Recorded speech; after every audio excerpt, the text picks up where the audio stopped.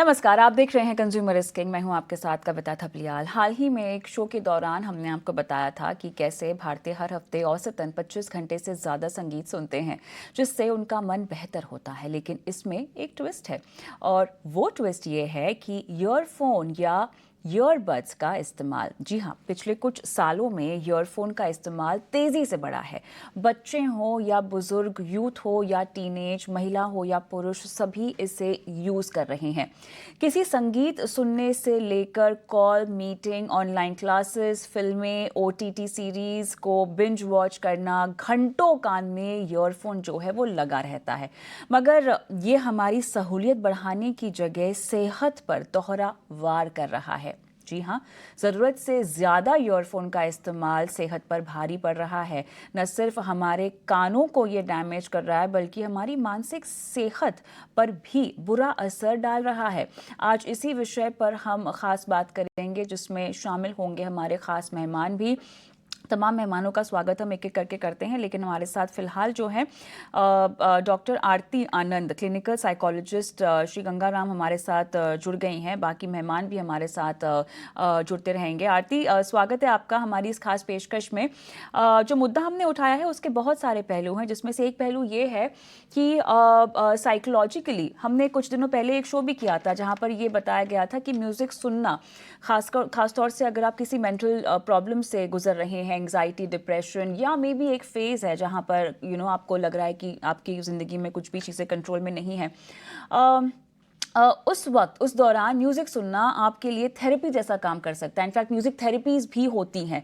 लेकिन अब ये मामला सामने आ रहा है कि ज़रूरत से ज़्यादा ईयरबड्स अगर अपने कानों में आप लगा के रखते हैं, ईयरबड्स कह दीजिए या हेडफोन्स कह लीजिए, उससे जो है आपकी सेहत पर असर पड़ रहा है। साइकोलॉजिकली हमने देखा है कि लोग लाउड म्यूज़िक सुनते हैं, क्योंकि उससे उनको रिलीफ मिलता है। जिस भी तरह की मेंटल प्रॉब्लम से वो गुजर रहे हैं, उससे वो बाहर निकलते हैं। ये जो साइकोलॉजिकल पहलू है, इसको समझाएं और इसके डैमेजिंग इम्पैक्ट्स समझाएं। एक तो हाई नॉइज सुनना कानों में ईयरबड्स डालकर, या वाकई राहत देने वाली बात है? क्या वाकई ये आपको वो सुकून देता है जो आपको चाहिए होता है? मिनट्स 30 मिनट्स और 20 मिनट्स के लिए अगर आप म्यूजिक सुनेंगे तो obviously you will feel good about it. Okay, अगर आपको कोई स्ट्रेस हो रहा है और आप एक बहुत ही मेलोडियस सॉन्ग सुन रहे हैं, या बहुत ही अच्छा एक कोई म्यूजिक चल रहा है, सितार वादन कोई चल रहा है और वो बड़े धीमी आवाज में चल रहा है, तो it is good. At times also अगर लाउड म्यूजिक, पेपी म्यूजिक अगर आप थोड़े समय के लिए सुनते हैं तो बहुत ही अच्छा है, उसके बहुत योर मूड बिकम्स बेटर।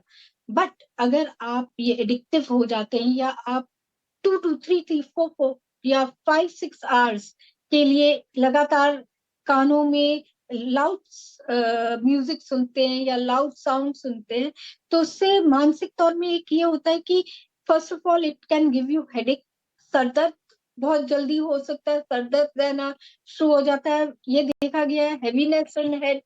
और मेनी टाइम्स सारा टाइम हेडफोन्स पे रहने से नींद में भी प्रॉब्लम आती है। अगर आप रात को लाउड हेडफोन्स 2 घंटे सुन रहे हैं, उसके बाद शायद आपको नींद भी ना आए, so you have problems in sleeping also.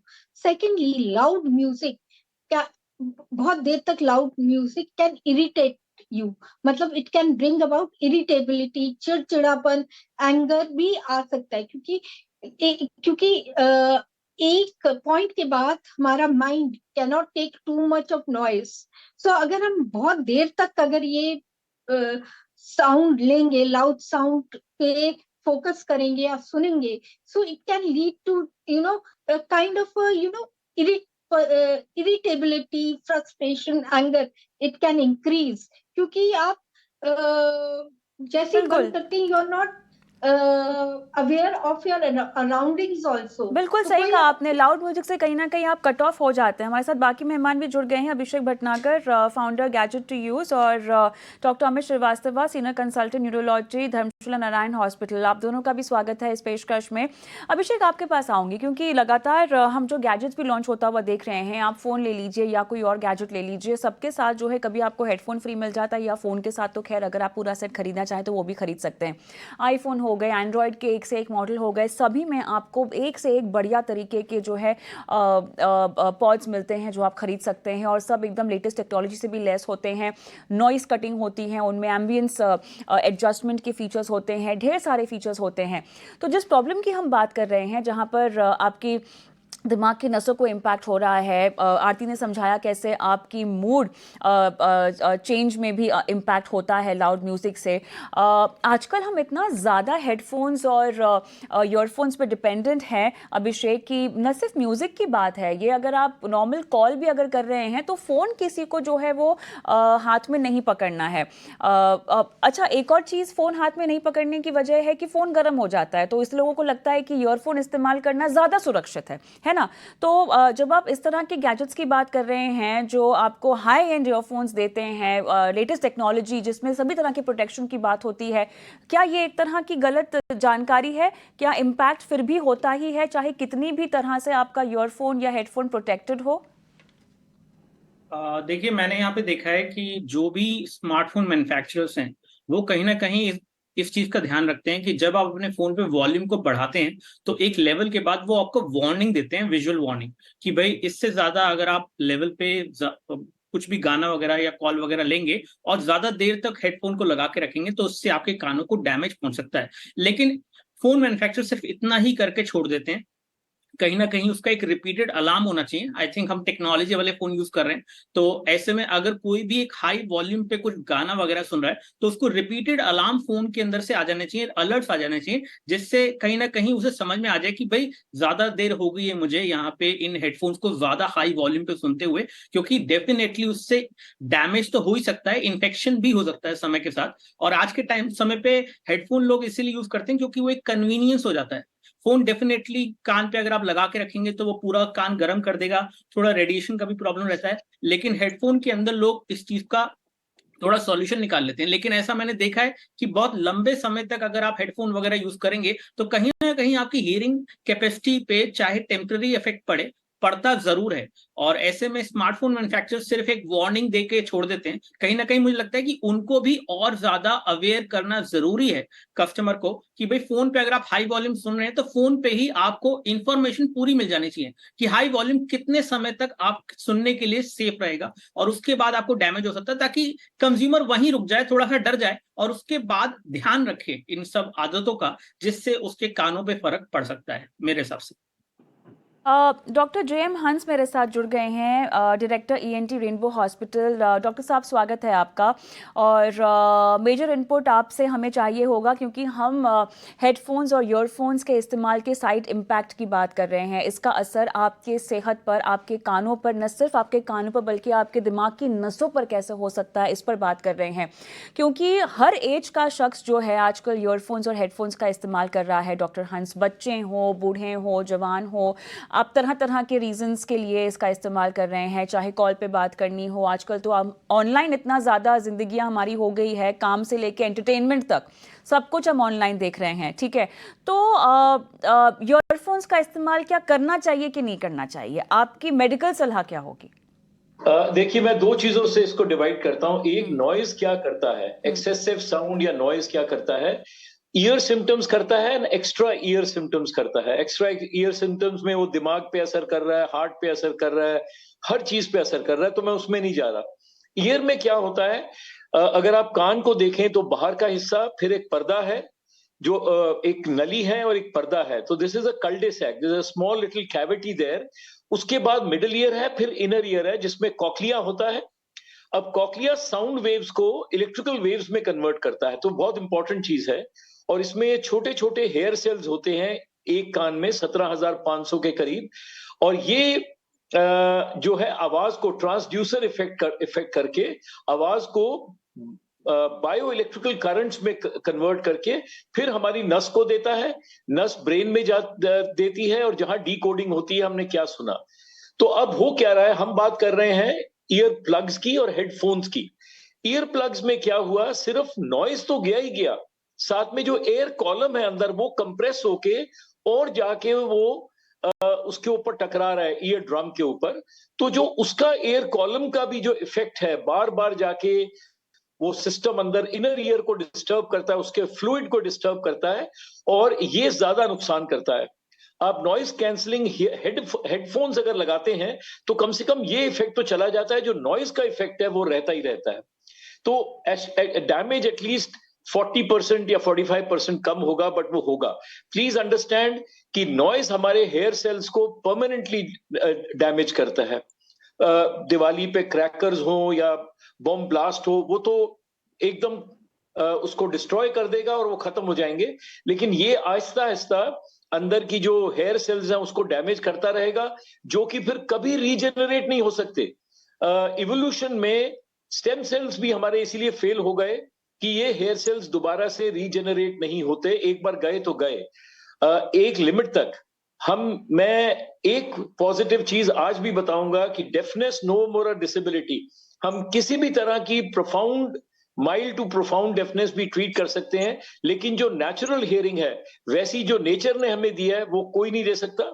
हम सिर्फ उसको एम्पलीफाई कर सकते हैं या कॉकलियर इम्प्लांट करके उसको हियरिंग दे सकते हैं, but that is not the same as what nature has given us. आपने बिल्कुल सही कहा। और लेकिन डॉक्टर हंस, इस लेवल तक पहुंचने में भी तो काफ़ी समय लगता होगा ना। जिस तरह का आपका यूसेज है उसमें भी एक कंसिस्टेंसी की ज़रूरत बहुत होगी ज्यादा। कि आप आप इस देखिए, लेवल। हम जैसे दिल्ली जैसे मेट्रोपॉलिटन में रहते हैं, जहां पर हॉर्न्स बजते रहते हैं, नॉइज है, कंस्ट्रक्शन नॉइज है, लोग ऊंची ऊंची बात करते हैं, अगर कैसीनोज में जाएं हाई नॉइज म्यूजिक चल रहा है। ये चीजें तो आमतौर पर भी हमारे को खराब करती हैं। अगर बनिस्बत के हम अगर देखें, हम कहीं गांव में रहें तो ये सब चीजें एक्चुअली वहां पर भी अब नॉइज तो होने लगा, लेकिन पहले जमाने में गांव में नॉइज होता ही नहीं था, और ये सब जो नॉइज ट्रॉमा था वो होता नहीं था। हम इसमें दो चीजें कहते हैं, एक टेम्पररी थ्रेशोल्ड शिफ्ट और एक permanent threshold shift. Temporary threshold shift होता है कि उसने ट्रॉमा अंदर इफेक्ट करना शुरू किया है नॉइज ने, अगर आप इसी जगह पर उसको रोक दें तो ये शायद रिवर्स हो जाएगा, वापस आ जाएगा। लेकिन जो परमानेंट थ्रेशोल्ड शिफ्ट है, इसका मतलब वो परमानेंट हो गया और अब ठीक नहीं होगा। मैं एक छोटा सा एग्जांपल दूंगा कि जैसे बॉक्सर्स बॉक्स मारते हैं, तो आप थोड़ी देर वो 10 काउंट करते हैं, आपने देखा होगा। अगर 10 में वो उठ के खड़ा हो जाता है तो इसका मतलब वो टेम्पररी थ्रेशोल्ड शिफ्ट हुआ, वो ब्रेन में कंकशन हुआ थोड़ा सा, लेकिन वो ठीक हो गया। लेकिन अगर वो नहीं उठता तो इसका मतलब ब्रेन में कंफ्यूजन हो गया और वो अब नहीं होगा। तो हमारे हेयर सेल्स भी उसी तरह के हैं, अगर वो परमानेंट थ्रेशोल्ड शिफ्ट में चले जाएं और डिस्ट्रॉय हो जाएं हेयर सेल्स, तो वो इरिवर्सिबल लॉस है और फिर हमें कुछ ना कुछ करना पड़ेगा। एक और चीज जो मैं आपको बताना चाहता हूं, कोविड के बाद अंदर बहुत चेंजेस आई, जिसने हमारे ईयर को प्रीडिस्पोज कर दिया इन चीजों के लिए। मैं आपको बताता हूं, जो पहले होते थे measles virus, mumps virus, rubella virus, upper respiratory viruses, corona virus भी उसी तरह का एक वायरस है जो हमारे नाक से मिडिल ईयर में जाके फिर इनर ईयर में चला जाता है और परमानेंट हेयर लॉस कर रहा है, एक साइड का लॉस कर रहा है, बायलैटरल लॉस कर रहा है। तो आजकल बच्चे भी हमारे पास आते हैं, the first symptom is tinnitus, कानों में आवाजें आती हैं शां शां की।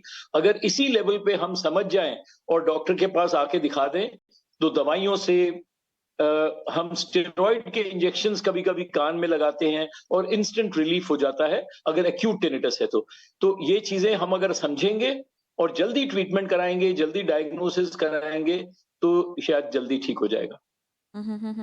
डॉक्टर अमित श्रीवास्तव, न्यूरोलॉजी का भी कोई कनेक्शन हो सकता है या इम्पैक्ट हो सकता है अगर आप तेज आवाज़ें या अगर आप लगातार हेडफोन ईयरफोन्स का इस्तेमाल करते हैं तो?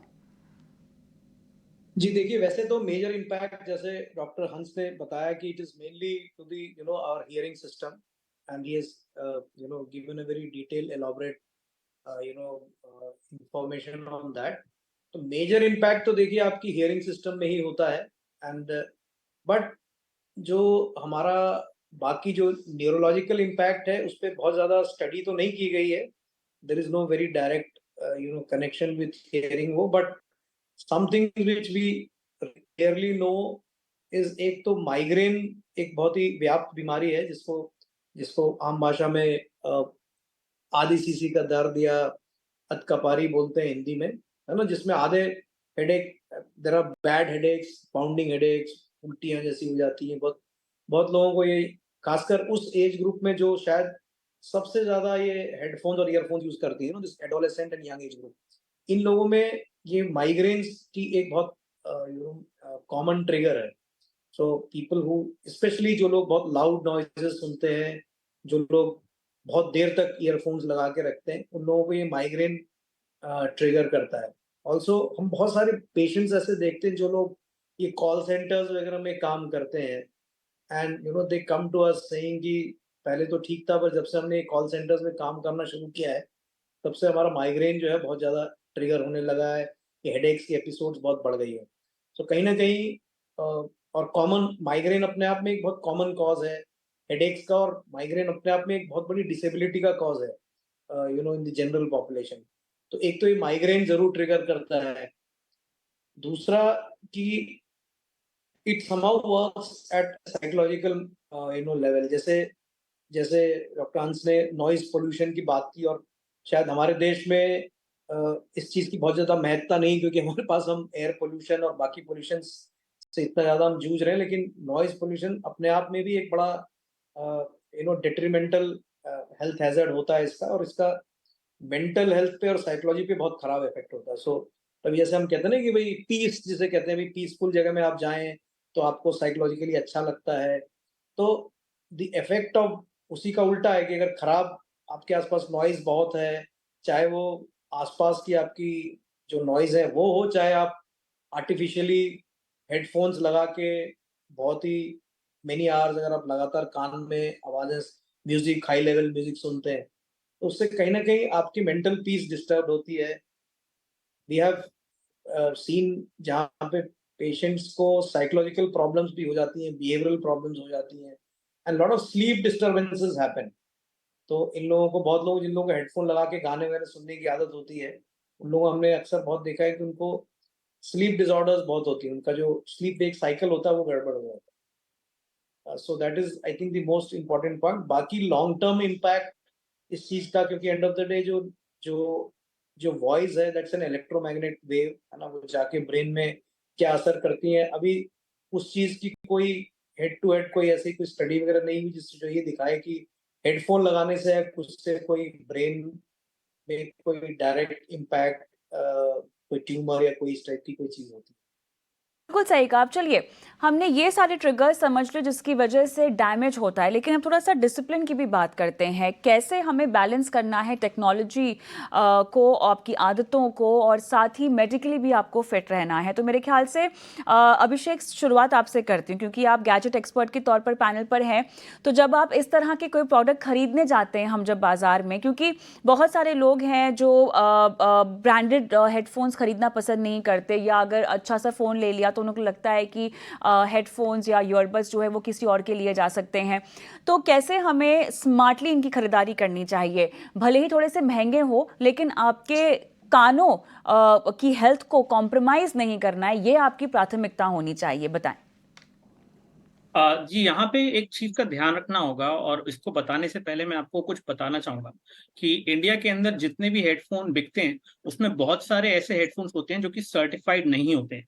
और सर्टिफाइड नहीं होने का मतलब ये है कि ये ग्रे मार्केट के अंदर जो हेडफोन मिलते हैं वो हैं जिनके ऊपर BIS सर्टिफिकेशन नहीं होता है.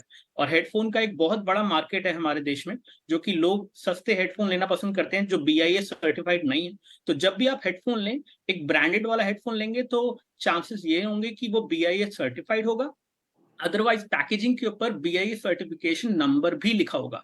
और हर एक प्रोडक्ट जो कि BIS सर्टिफाइड है वो कंपैरेटिवली सेफर है compare to any other headphone जो कि आप कहीं भी मार्केट से किसी शॉप वगैरह से खरीद रहे हैं, लोग सस्ते के चक्कर में कई बार ऐसे चाइनीज हेडफोन भी ले लेते हैं जो कि इंपोर्टेड हैं, जो प्रॉपरली टेस्टेड नहीं है, जिनके ऊपर कोई सर्टिफिकेशन नहीं है।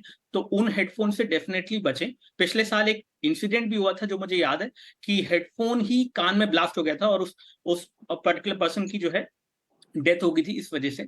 और ये ऐसा इसलिए हुआ था क्योंकि फोन चार्जिंग पे लगा हुआ था। ये इंसिडेंट मेरे ख्याल से कहीं जयपुर में हुआ था, इफ आई रिमेंबर करेक्टली। तो ऐसे में कोई भी हेडफोन लेने से पहले BIS सर्टिफिकेशन चेक करें। साथ साथ आपके फोन के अंदर ऑडियो की जो वार्निंग है उसको इग्नोर ना करें। जब आप एक वॉल्यूम से ऊपर जाएं तो उस टाइम पे उस चीज को समझ आए कि कहीं ना कहीं ये आपके इयरिंग को डैमेज कर सकता है अगर आप ज्यादा देर तक तेज आवाज पे जो है गाने वगैरह सुन रहे हैं या फिर कॉल्स वगैरह ले रहे हैं। और ऐसे में डिसिप्लिन तो जरूरी है ही। ये सब चीजों के अलावा टेक्नोलॉजी जहां तक मदद कर सकती है उसका भी एक लिमिट है। उसके बाद आपको खुद की अपनी एक कॉन्शियसनेस के हिसाब से अगर आपको लग रहा है कि भाई किसी वजह से आपको आवाजें थोड़ी हल्की सुनाई दे रही हैं या फिर आपको किसी भी तरह का स्ट्रेन लग रहा है अपने कानों पे, तो डेफिनेटली आपको ब्रेक की जरूरत है। और बहुत लंबे समय तक तो इन चीजों को यूज ना ही करें तो अच्छा है। और ये तो पर्सनल डिसिप्लिन खुद से ही आएगा जो कि किसी भी कंज्यूमर को खुद से ही सोचना होगा। लेकिन हाँ, टेक्नोलॉजी मदद कर सकती है। BIS सर्टिफाइड वाले हेडफोन्स ले सकते हैं और साथ ही साथ लोकल हेडफोन्स वगैरह से बचें। और अगेन खुद भी ध्यान रखें। राइट, तो मेरे ख्याल से ये एक एंगल जहाँ पर आपको BIS अप्रूव हेडफोन्स खरीदने हैं, ये आपको ध्यान में रखना है। डॉक्टर आरती, शुरुआत में आपने काफ़ी कुछ कहा, लेकिन डिसिप्लिन तरीके से कैसे हेडफोन्स का इस्तेमाल करना चाहिए आपकी लाइफस्टाइल को ध्यान में रखते हुए? देखिए, एक तो ये पक्की बात है कि loud sound at a medium volume पे रखें, ज्यादा ना सुने। जिसमें आता है उसमें कि loud, we get that thing कि loud sound is not good for your health. तो मीडियम लाउड साउंड पे लगाएं। Secondly, don't use it too regularly in a day. मतलब आधा घंटा सुन लो या 1 घंटा सुन लो। Don't use it for 4-5 hours continuously. Secondly, don't use your headphones when you are outside, because बहुत सारे accidents हो जाते हैं। When you're walking on a road, you will not know the car is honking or somebody is calling you, because you're more focused on listening to the headphones. So if you bring discipline in your life like this, conscious effort बनाना पड़ेगा to reduce headphones minimum करो। साथ साथ ये सोचो कि as soon as you feel कि your peace is being affected, या आपको कानों में कुछ like शीशी की आवाज आ रही है या you are not able to hear, उस समय आपको अपना लाइफस्टाइल चेंज करना चाहिए। बिकॉज आई नो कि जब तक आपको कोई सिम्टम्स नहीं आएंगे, most of the people will not go and stop using और लेस यूज करेंगे। बट अगर आप पहले ही शुरू कर दें, अपना ध्यान रखें, वॉल्यूम ज्यादा ना करें, चलाएं, मीडियम या मोर देन मीडियम पे चलाएं, दैट वुड बी ग्रेट। ऐसा एडिक्टेड पर्सन है जो कि बस हाई वॉल्यूम पर ही सुनना चाहता है, भले ही फ़ोन पर बात करनी हो या गाना सुनना हो, उन्हें आप क्या कहेंगे? क्या कुछ दिनों के परहेज से या अगर थोड़ा सा अपनी आदतों को वो मॉडिफाई कर लें तो जो भी नुकसान उन्हें अब तक हुआ होगा वो वापस ठीक हो सकता है? क्या वो रिवर्स हो सकता है? क्या कहेंगे ऐसे लोगों को, और वो लोग जो तमाम हेडफोन्स और ईयरफोन्स के बगैर चल ही नहीं पाते? डॉक्टर हंस? देखिए, मैं बहुत अच्छी चीज बताई तीनों पैनलिस्ट ने। डॉक्टर साहब ने जो माइग्रेन का बताया वो एक ऐसा ही वेस्टिबुलर माइग्रेन होता है। मैं कल ट्रैवल कर रहा था बैंगलोर से दिल्ली, तो एक बच्चा 3 घंटे वो छोटे से फोन पे देखता रहा और सुनता रहा ईयर प्लग्स लगा के। मैंने उसको कहा भी कि ऐसे मत करो। तो ऐसे में नॉइज जो है वो वेजो कंस्ट्रिक्शन करता है, खून की नलियों को, धमनियों को सिकुड़ देता है। और इससे एक और डिजीज होती है जिसको कहते हैं वेस्टिबुलर माइग्रेन, जिसमें चक्कर भी आते हैं। नॉइज ट्रॉमा तो हो रहा है, साथ में चक्कर आते हैं।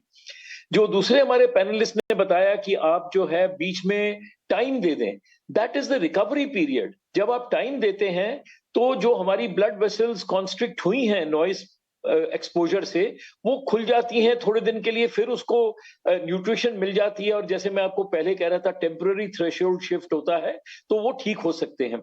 हम ऐसा ही चीज करते हैं वर्कर्स के लिए इंडस्ट्रीज में कि हम उनको 6 से 8 घंटे सिर्फ काम कराते हैं, फिर अगले दिन तक वो नॉइज से दूर रहते हैं और हफ्ते में सिर्फ 5 दिन कराते हैं। So this is how the effects of noise get reversed in the ear inside the body, क्योंकि वेजो कंस्ट्रिक्शन जो हुआ वो दोबारा फिर खुल जाती हैं वेसल्स। और वो प्लीज अंडरस्टैंड, ये बच्चों में तो होता ही है, बड़ों में वैसे भी एथेरोस्क्लेरोसिस होता है।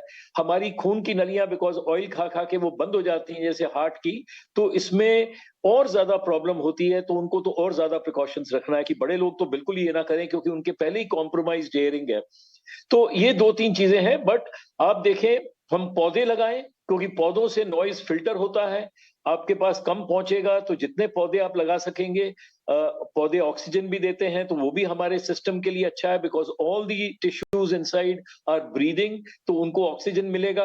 आप ऐसे वक्त पे जाके सैर करें जिसमें कि फुल ऑक्सीजन हो, रात को ना करें, शाम को ना करें जब कार्बन डाइऑक्साइड निकलने लगता है। तो ये प्रिकॉशंस तो हम सबको लेनी है कि परमानेंट हियरिंग लॉस ना हो जाए, रिवर्सिबल स्टेज तक भी अगर है।